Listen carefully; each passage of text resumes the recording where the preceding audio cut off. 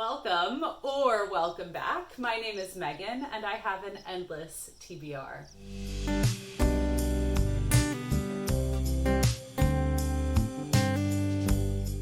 So today what we're talking about is my very belated April wrap-up. I had given you probably in one of my last videos that I posted an April TBR. And we are here in the last week of May, but I wanted to follow up and let you know what I had finished from that TBR, just so you're not held in suspense to see whether or not I was able to finish all of my book club selections for that month. I think I'm going to go in like ascending order of the books that I enjoyed least to the books that I enjoyed the most, and we'll see how that feels. I'm thinking I don't want to end up at the end of the video going, I don't really have anything to say about this because I didn't really like it. So we'll sort of start there and hopefully get more excited about the books I'm talking about later on in the video. I read 22 books in the month of April, and the item that I enjoyed reading the least, that doesn't mean it's the lowest quality, it means that I enjoyed reading it the least, distinction there, was Death Note Volume 11, Kindred Spirits is the subtitle, and this is the story is by Tsugumi Ohba, translated by Tetsuichiro Miyaki. I feel pretty good about it, but I do apologize if that is incorrect. I'll make sure to look it up once I'm finished here. So, being the 11th installment of a manga series, I really can't tell you anything. Death Note itself has been adapted into a number of, I think there was a film and maybe 2 anime at this point. Some of it is available on Netflix, I know that for sure. And it is, a Death Note is a notebook that can be dropped to Earth by a Japanese god of death, which is a Shinigami. The start of this series occurs when this Shinigami leaves their Death Note, and it is picked up by a young student whose name is Light Yagami. He decides to rid the world of criminals, and he wants to make the world a better place by getting rid of terrible people. It doesn't all go to plan. There are 12 volumes, so this was the next to last. Through the middle third of this series, it's gotten really convoluted. There's, the police are after who's killing all of these people, and obviously they're still against the bad guys. So the world is viewing, well, bad guys are being killed. Is it really that bad that this is happening? And the police are like, well, still ethically, it's not the right thing to do. And they're all trying to be one step ahead of the other party. And by volume 11, I'm really just ready to be finished with the series. 21 on the list of enjoyment is Thirsty Mermaids by Leyh. I read and loved Kat's middle grade YA crossover graphic novel Snapdragon when I read it, I believe in the first quarter. It had a really whimsical, cartoonish style of graphics, which I really enjoyed, and particularly for that story and the age group at which it was designed. Whereas Thirsty Mermaids is a graphic novel for adults about 3 mermaids of various shapes and sizes, various identities, who decide one night when they run out of alcohol from shipwrecked ships, they need more booze. So one of the mermaids says, hey, I know a spell that can make us human. So they do the spell, and the following morning they realize, oh, maybe I don't know the counter spell. So now they have to figure out how to do things on land, and they're like fish out of water. And it just didn't resonate with me. The style of humor wasn't quite to my taste, and the graphics were very colorful, but it didn't quite match the tone of the story. So if you like Leyh, then give Thirsty Mermaids a go, but it was a little bit of a miss for me. And for whatever reason, graphic formats were not working for me, because the next one on the list is 1 Year at Ellesmere by Faith Erin Hicks. This was another graphic novel geared towards a middle grade, really early YA story of a young person spending a year at a private boarding school and things sort of going awry. They have a roommate who is also sort of an outcast, and they get along and get to know each other. But, you know, there's bullying and mean girls that they have to contend with, and there's something weird going on in the woods. So we do see what happens in the woods. I don't recall if there's going to be a follow-up to this story, but it is open-ended enough for that to occur. And I'll probably check out a follow-up if that occurs, just because it doesn't take me very long to move through that story. And I'd be interested in a conclusion. It just didn't blow me away, but clearly I'm not the target audience, so that's okay. Number 19 on my list of enjoyment as far as my April reads is Reader Come Home, The Reading Brain in a Digital World by Maryanne Wolf, and I listened to the audiobook, which is narrated by Kirsten Potter. This is a case of my not really knowing what this book was going to be about. This is a follow-up to Maryanne Wolf's original study, of which she had another book that I don't remember the title, but I'll try to put it somewhere on the screen, probably flash the cover while I'm talking about it right now. So it's a follow-up to how people's reading brains are developing in lieu of like social media and using the way that we consume news in today's world, and how that's sort of affecting people's comprehension, attention, etc. And Maryanne Wolf does a lot of research into early childhood literacy and talking about how, you know, keep your kids away from screens for as long as you possibly can. And I'm like, oh, I didn't really realize this was what I was getting into because I don't have kids at this time. And it just wasn't quite what I was looking for. I was sort of thinking it was going to be how, like, adults' brains are developing. They learned reading skills, you know, early on in their life, and these are how things are changing based on the way media is presented and how we're reading now, which wasn't quite what I got. And the next audiobook was another book club selection, which didn't quite vibe with me. That was The Devil in the Dark Water by Stuart Turton. And I also listened to this via audio, which may have been part of my issue. This was narrated by James Cameron Stewart. This is Stuart Turton's second novel. The first one was The 7.5 Deaths of Evelyn Hardcastle.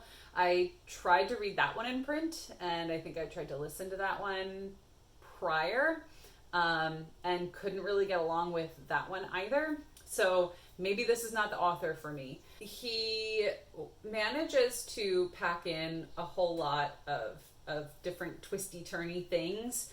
So if you're not paying attention when he ties everything up nicely in a bow at the end and you missed a plot point somewhere, sort of left out in left field going like, oh, you know, where did that come from? Which was sort of how I felt through, you know, the final act of this novel, where everything really is tied up quite nicely. So essentially The Devil in the Dark Water is set on a big sailing ship in the like 16th century, and it's like Sherlock Holmes on a boat. So the Sherlock Holmes detective type character is actually, you know, thrown in the brig for the majority of the story. So his Watson and somebody that he meets on the ship really wind up like trying to move through solving the puzzle. And then it turns out at the end that this guy knew exactly what was happening the whole time anyway. If you liked The 7.5 Deaths of Evelyn Hardcastle, you'd probably really like this. The historical context, like, Stuart Turton wasn't looking to write a historically accurate story. He just wanted to write something in this sort of isolated setting. And a pirate ship in the middle of the ocean seemed to be a really good place for that. Couldn't get off, nobody else could get on. What's happening? As I mentioned, it just didn't work for me. I don't know that I'll be checking out anything else by this author, but that's okay. 17 is a graphic adaptation of Romeo and Juliet. This is obviously Shakespeare's story, and it was illustrated by Gareth Hinds. I have come across this author pretty recently when we read Graceling with one of my book clubs earlier this year. He's actually working on a graphic novel adaptation of Graceling by Kirsten, and it has sort of intrigued me to seek out some of his other graphic works. So this was an adaptation of Romeo and Juliet. It includes much of the original text of the play, but it illustrates it in sort of an interesting way. He does include an author's note at the beginning of the story and mentions in Verona you had a lot of different cultures that were sort of intermingling. And this story, part of what makes it so universal, is you can put any two people, any two types of peoples in the roles of Romeo and Juliet, and it still functions. In this particular story, we have, I believe it's a Hispanic family, are the Montagues, and the Capulets are actually of Indian descent, and you see that sort of peppered throughout in the different styles of their home decorations when you see those, or their style of clothing when they're out. And he did go to Verona, Italy to see what some of the setting would have looked like in Shakespeare's time to give that sort of flavor to it. So it was really neat. You know, the graphic adaptation of a Shakespeare play doesn't take you too long to move through, and I would certainly recommend if you're looking for a different adaptation of this classic story. The next book, number 16, is the forthcoming book by Riley Sager. This is Survive the Night. I have a release date of either June 29th, which is what my e-arc told me, or July 6th. This is going to be a really good, like, summer thriller story. If you like Riley Sager, you're going to like this book.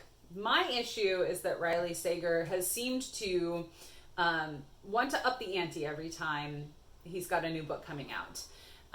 So last year, Home Before Dark, we had this, like, almost mixed media where you're going back and forth between this Amityville horror style. Is it true? It's a nonfiction book, but it's totally crazy with the haunted house, and the present day of, like, what really happened 30 years ago. And you had a couple of twists and turns, and I feel like in addition to what he did in Home Before Dark, in Survive the Night, he tried to add one more element or one more layer to the story that he's telling, and it was a bit much for me. So Survive the Night is set in the 90s at a small college in New Jersey, and our main character decides, well, I'm packing it in. Things have gotten horrible here. It has experienced tremendous trauma and, PTSD, and goes to the bulletin board at her dorm and finds, like, a ride share partner. So she gets in this car with this guy that she doesn't know, and it turns out that he might be the campus serial killer. That's all the synopsis says, so that's all I'm going to give you. If you like Riley Sager, you'll like this book. And again, you can pick that up at least by the beginning of July. So it'll be a great summer, like, blockbuster style thriller book for you. 15 is Death Note Volume 12, Finis. Obviously, this is by the same person, so the story is by Tsugumi Ohba, translated by Tetsuichiro Miyaki. I really liked the conclusion of this. There was really only one way that the story could be resolved, and it did that. I don't think it had too many frills. I think it was fairly straightforward and logical in its, you've sort of taken the story and really blown it out and have taken this last third to kind of reel in and just make it, the central characters, not necessarily who we started with, but the most important people are here in this, like, ending chapter. All I could have asked for. I'm pleased that I was able to finish the series this year. I think that was on my list of series to finish in 2021, which I'll throw up in the cards in case you'd like to review that. And the next story is another Gareth Hinds graphic novel. The title is Poe, Stories and Poems. Many of Poe's works are told in first person. So I did this, and this is what the narrator, is experiencing, which allows the reader to be in the head of the narrator and feel as though they're experiencing the same actions, right? To then translate that into a graphic format, Gareth Hinds had to decide what that narrator looks like. So he talked a little bit in the back matter at the back of the book, why he decided to express the narrator in some particular ways based on the stories. So the stories that we got in this collection were The Cask of Amontillado, The Telltale Heart, The Pit and the Pendulum, Annabel Lee, and The Bells. There might be one other, but I am forgetting what that may be at this time. So all of the narrators were different. All of the styles, while it feels like Gareth Hinds, now that I've read a couple of his graphic adaptations, the style is very similar to his style, but the tone of each story is different. And so like the coloring might be different, or the range of colors may be different based on the story that's being told at the moment. If you like Edgar Allan Poe, this was a really neat adaptation of his stories, and it was a nice selection, a nice well-rounded selection of Poe's stories if you are new to his writing. Right in the middle of the pack here is The Woman Who Rides Like a Man by Tamora Pierce. This is the third installment in the Song of the Lioness Quartet, and I read this as part of a read-along hosted by Ashley at the Bookish Realm and Bethany, whose channel is Beautifully Bookish Bethany. I will link both of them and their most recent live show down below. We have the last one coming up here at the end of the week, so depending on when I have this posted, you'll either get The Woman Who Rides Like a Man or Lioness Rampant. So this is the third book in a series. I can't tell you much about this particular installment. The Song of the Lioness starts off with book one, Alana the First Adventure, where Alana of Trebond wishes to be a knight, but this kingdom has not had a female knight in centuries. So the first book is her kind of masquerading as a boy in order to go to like squire school. And in this book, The Woman Who Rides Like a Man, you may be able to figure out what has happened in the meantime. It has been a really enjoyable experience, especially getting to hear Bethany, who this is one of her favorite stories from when she was a child, and Ashley is just reading it for the first time, as am I. I think I probably picked up Alana the First Adventure when I was a kid and probably didn't get on with it. And the first book sort of jumps around in time, so it can be a little bit difficult to narrow in and focus on these characters. By the second and third installments, you know, you're pretty well invested. So I've enjoyed this read through so far, and look forward to finishing up the series here at the end of May. Number 12 is Untamed by Glennon Doyle, and I listened to the author narrate the audiobook. I knew nothing of Glennon Doyle before I listened to this book. I would see the cover everywhere. It came out, I guess, just before the library shut down in 2020. So this was like everybody had this book on hold, and I continued to sort of see the cover pop up every once in a while on my Goodreads account. It's part memoir, part self-help. Break out of what you're doing and do things that make you happy and do things that make you the best you. Don't do things because you feel like you should be doing them or it's better for other people, because you're not going to be able to fulfill yourself by fulfilling other people's needs.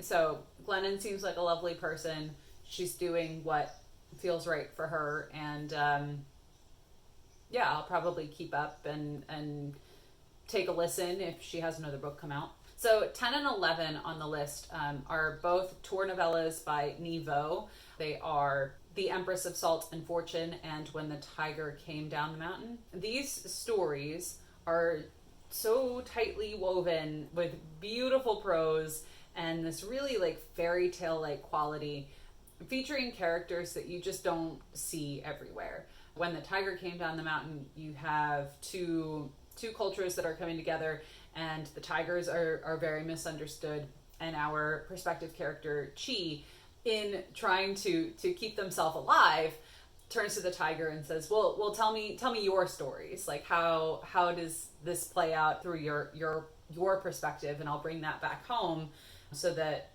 everybody understands each other better. So it's that sort of like communication through different cultures is sort of where we're going with this story. And the Empress of Salt and Fortune was similar. She is taking the story of an empress who was viewed a certain way, and we're hearing it from Rabbit's perspective, who was the queen's maid and confidant, who obviously has a very different perspective of this character. Next up is another graphic novel. This is Victor Laval's Destroyer by Victor Laval and illustrated by Dietrich Smith. This is a continuation of the Frankenstein story, in which a black female scientist, has continued to develop Frankenstein's technologies. And after her son is taken from her too early, uses that technology to keep him with her. So it's very dark. We're talking about race relations in present day United States. This scientist really becomes quite unhinged and wants to tear down the institution that helped her to develop this technology, but also wishes to take advantage of her. So I get that part. And also wants to tear down the institution that took her son from her. The son, who was about 12 years old when he was killed, has a distinct difference in how he views the world. And you get a glimpse of that there at the end, what it means to be human, what it means to exist, what it means to have your own identity, which was very poignant. And it was interesting to see Victor Laval in developing this storyline, since typically he writes science fiction prose. So I'll continue to seek out his backlist, because I still have more to read from this author. And we'll definitely keep an eye if he comes out with anything else in like a graphic format. And we have another nonfiction. This is The Five, The Untold Lives of the Women Killed by Jack the Ripper by Hallie Rubenhold. And I also listened to this audiobook, which was narrated by Louise Brealey. This is an interesting thing, because in true crime, you tend to focus on the horrific acts of the perpetrator. And what Hallie Rubenhold does is flip that around and looks at the victims. We only know them from the gruesome photos of their deaths and the stories that go along with it. And the myth perpetuates that, they were sex workers, they were prostitutes, they were standing on the corner. And that's not the case. It's not the case. They were women of certain circumstances in this time in London, which had so much upheaval and was in an economic pit where people were trying to stay in boarding houses, but women had fewer rights. And if you weren't married, or if you had been abused by your spouse, you could only stay there for a night, and then you had to go back to your abusive household. Alcoholism and drug addiction was rampant as people are trying to cope with their circumstances. And Jack the Ripper was able to take advantage of these circumstances and the women that he met and killed. So Hallie Rubenhold set out to reclaim these women and their identities and their circumstances. And I think focusing each of 5 sections on each of the women provided a very interesting look at London of the 1890s. So I would highly recommend that if you're at all interested in nonfiction, true crime. It was definitely an interesting perspective that I hadn't heard from before. Number 7, for keeping track, is A Heart of Blood and Ashes by Mila Vane And I also listened to this on audio, which was narrated by Nicole Poole. I read this for the Blades and Bodice Rippers book club, which is hosted by Leanne of Leanna's Library, Amanda at the Naughty Librarian, Mara from Books Like Wow, and Bethany from Beautifully Bookish Bethany. I enjoyed the ride of this book. I listened to it on audio. I think it was about 15 hours, so a little bit on the long end, but it just sort of rolled through. There were very specific instances that stuck in the minds of the folks discussing this book, which I glossed over in my listening experience. And, you know, as we moved through the story, I appreciated the relationship that developed between our two main characters, but I don't feel compelled to continue in the story and read the sequel nor the prequel that sort of introduced the world. This is sort of fine right where it is. 6 is another book club book. This is Flights by Olga Tokarczuk, and it was translated from the Polish by Jennifer Croft. This is a really weird book to try to describe, but I like to call it a meditation on humanity, travel, and connection. It's told in very short vignettes that seem completely unconnected. Some of them have loose connections to other pieces of the story, but it's really about human connection through various ways. People traveling long distances. We get, music and art traveling through different periods of time, and death practices, both historical and sort of current, and how you may handle that. I would say give it a try, because I'm not sure. I don't know who to recommend this to necessarily, but if you're at all interested in human connection and art and nature and how those things all intertwine, try it. 5 was another audiobook, I Want to Be Where the Normal People Are by Rachel Bloom, narrated by the author. This is the creator and star of My Crazy Ex-Girlfriend, which is a show that I loved. We watched pretty much straight through as it aired, and covered some really interesting, in-depth topics through the lens of this campy musical TV show. So Rachel Bloom is hysterical, and she is not shy about talking about her mental health and the struggles that she has had with her own identity and being comfortable being herself, especially with the mental health struggles that she's experienced. So the audiobook I listened to as I was driving home from my parents' house, which is about 2.5 hours. The audiobook is about 5 hours, and I listen at double the speed. And there is a full-scale musical in the middle of this audiobook, which was just bonkers to listen to. 1, generally. 2, especially because I was listening at double speed. But if you like Crazy Ex, if you like Rachel Bloom and her humor, it's only 5 hours. So get it on audio. I have heard that there are also illustrations in the physical copy, which I didn't have access to, so I'm sure those are a gem as well. Final 4. 4 is Don't Call Us Dead by Danez Smith, again narrated by the author. I listened to this at speed. I didn't speed it up at all this time because I really wanted to hear their meter and their performance of their own work. Danez Smith is a Black queer poet, I believe living in Midwest United States, and this was a challenge for me.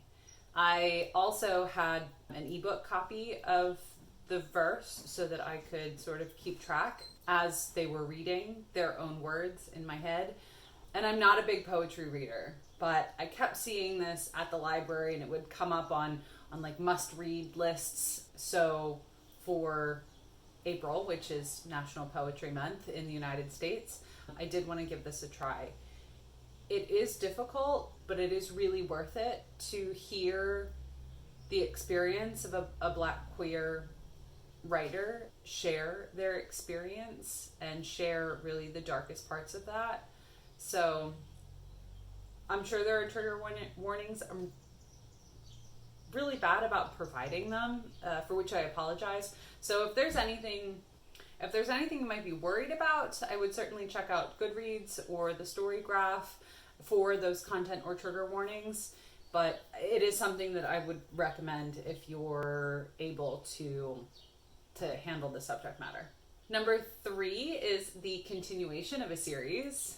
Yay for series reading. I read The Girl in the Tower by Catherine Arden. This is the follow-up to The Bear and the Nightingale, which took me forever to read, but I found it really worth it. So I wanted to move sort of right into the second book, The Girl in the Tower, and it just continues the story. We do move to a new location from this rural setting to a more like feudal-based town, I guess. The girl in the tower is kept there for her own protection, but Vasilisa finds a way to make mischief and helps to...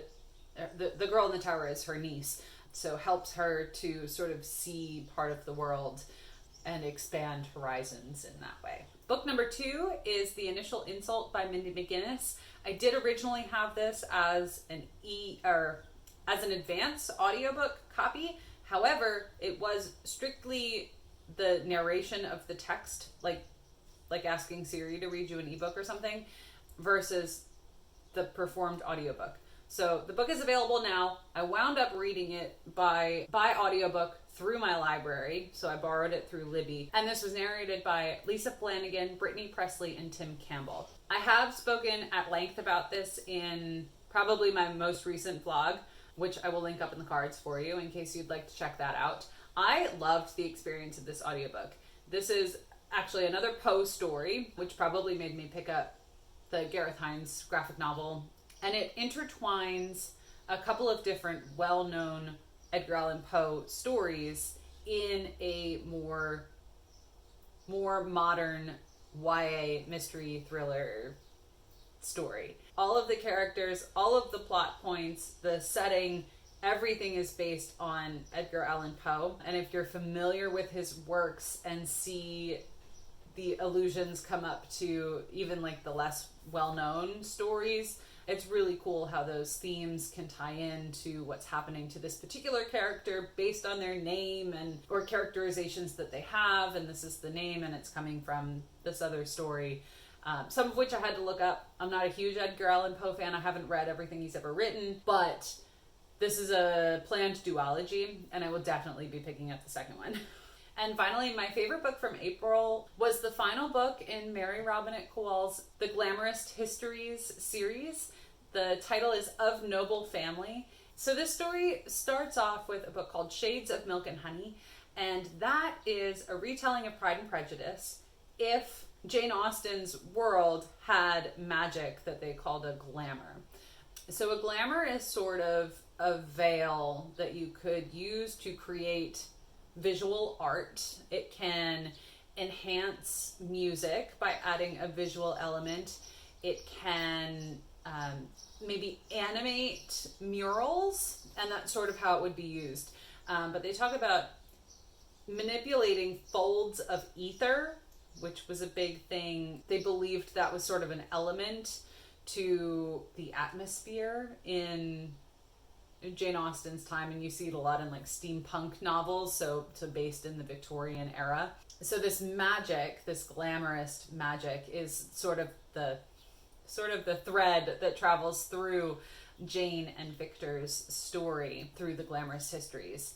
We have expanded this world through the 5 books, and the amount of research that Mary Robinette Kowal has put into this series is astounding. We look at Napoleonic Wars in France and Germany. The final book had taken us to Aruba, to the plantations that were there, and talking about race and slave relations, and how those communities that worked together to use their own magic and their own expression of, you know, what the uptight Westerners referred to as glamour, how the slave houses used that same magic in a different way to create protections for themselves. It was really amazing to go from Shades of Milk and Honey, which is a fairly